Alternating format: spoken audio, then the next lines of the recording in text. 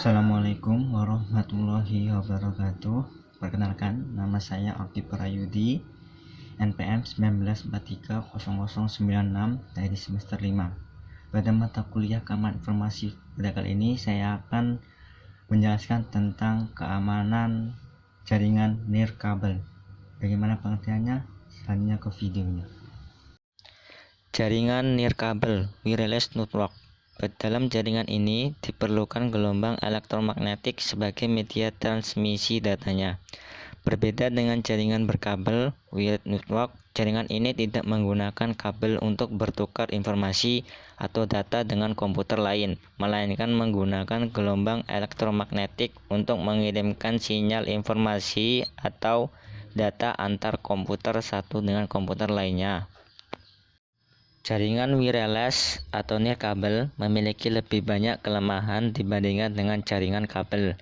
Kelemahan jaringan wireless secara umum dapat dibagi menjadi dua jenis, yakni kelemahan pada konfigurasi dan kelemahan pada jenis enkripsi yang digunakan. Berikut adalah kegiatan atau aktivitas yang dilakukan untuk pengamanan jaringan wireless (WEP) atau Wired Equivalent Privilege. WEP adalah suatu metode pengamanan jaringan nirkabel yang merupakan standar keamanan dan enkripsi pertama yang digunakan pada wireless enkripsi. WEP menggunakan kunci yang dimasukkan oleh administrator ke klien maupun access point. Kunci ini harus cocok dari yang diberikan access point ke klien dengan yang dimasukkan ke klien untuk autentikasi menuju access point. Dan WEP mempunyai standar 802.11b. WEP merupakan sistem keamanan yang lemah, namun WEP dipilih karena telah memenuhi standar dari 802.11, yaitu exportable, reasonably strong, self-synchronizing, computationally efficient, dan optional. WEP ini dapat digunakan untuk verifikasi identitas pada authenticating station dan dapat digunakan untuk data encryption. WPA atau Wi-Fi Protected Access. WPA adalah suatu sistem yang juga dapat diterapkan untuk mengamankan jaringan nirkabel.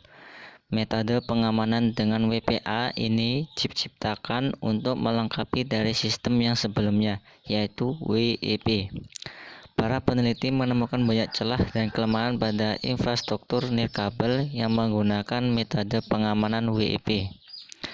Sebagai pengganti dari sistem WEP, WPA mengimplementasikan layar dari IEEE, yaitu layar 802.11i.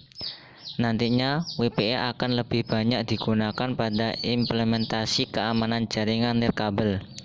WPA didesain dan digunakan dengan alat tambahan lain, yaitu sebuah komputer pribadi.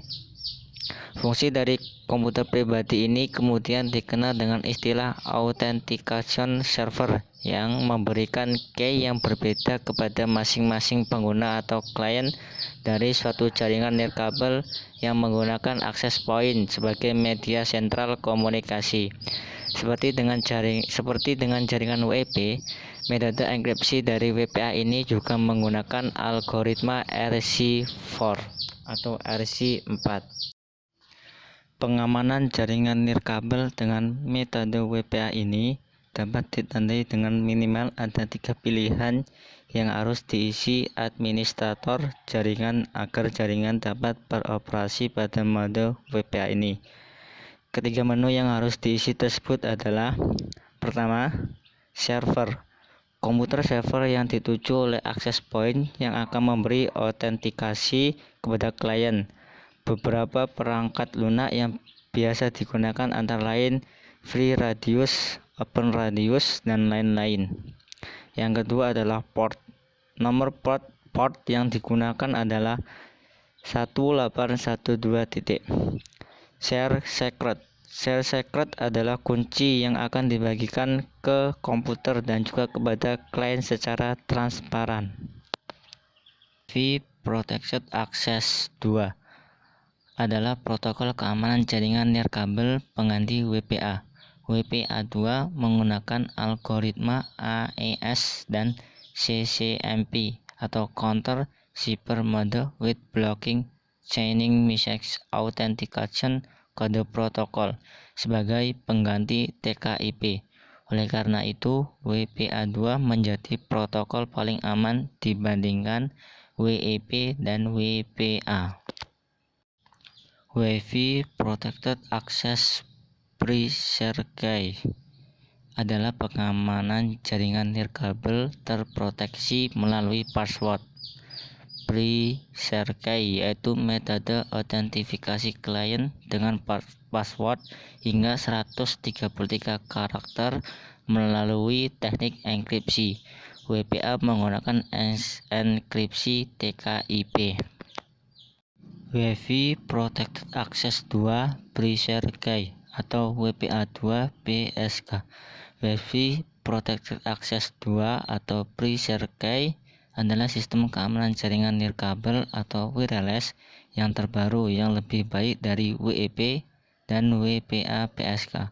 WPA2 PSK menggunakan dua jenis decryption, yaitu Advanced Encryption Standard AES dan Temporal Key Integrity Protocol TKIP.